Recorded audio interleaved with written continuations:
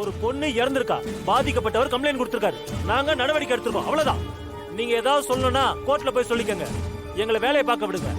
Sir, சாருவ கல்யாணம் பண்ண வந்த மாப்பிளைய மிரட்டி துரத்தி விட்டுட்டு சீனு மாமாவை கல்யாணம் பண்ணி வைக்க அந்த லிங்கம் சதி பண்ணிருக்காரு. கடைசியா அவர் பண்ண சதியில அவர் பொண்ணை இறந்துட்டான்னு நினைக்கிறேன். இதுல நீங்க எங்க அப்பாவையும் சீனு மாமாவையும் கைது பண்ணது தப்புன்னு சொல்றேன் சார். நிறுத்துமா,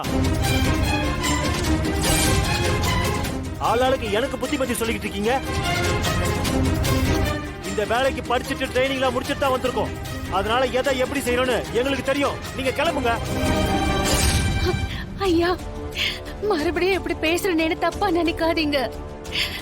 என் புருஷன் எப்படிப்பட்டவரு, இந்த ஊருக்கு எவ்வளவு நல்லது பண்ணிருக்காருன்னு தெரியுங்களா? எனக்கு அதெல்லாம் தெரியாது. நான் இந்த ஸ்டேஷன்ல ஜாயின் பண்ணி 6 மாசம் தான் ஆகுது. ஒரு மாசம் இங்க இருந்தாலே என் புருஷன் எப்படிப்பட்டவர்னு தெரிஞ்சிடும்.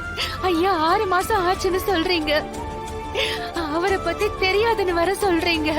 இங்க பாருமா, ஊருக்குள்ள யார் யார் எப்படின்னு தெரிஞ்சுக்கிறதா என் வேலையா? எனக்கு யார பத்தியும் தெரியாது. நீங்க கிளம்பலாம்.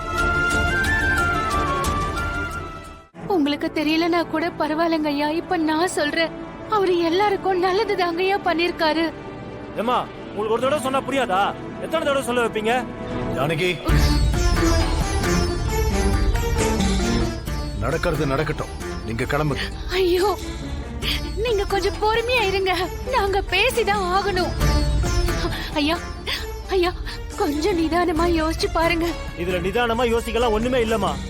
இவர் நல்லவர், வல்லவர், ஊர் தலைவர்னு எதுவானா இருந்துட்டு போகட்டும்.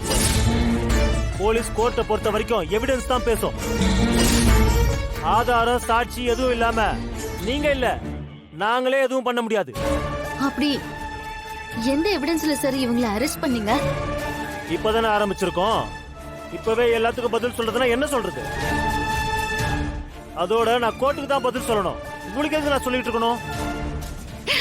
ஐயோ கடவுளே, உங்களுக்கு எப்படி சொல்லி புரிய வைக்கிறதுன்னு எனக்கு தெரியலையே.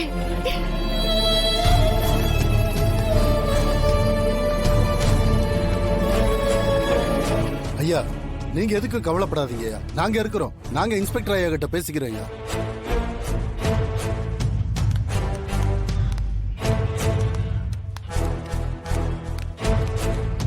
வணக்கம் ஐயா.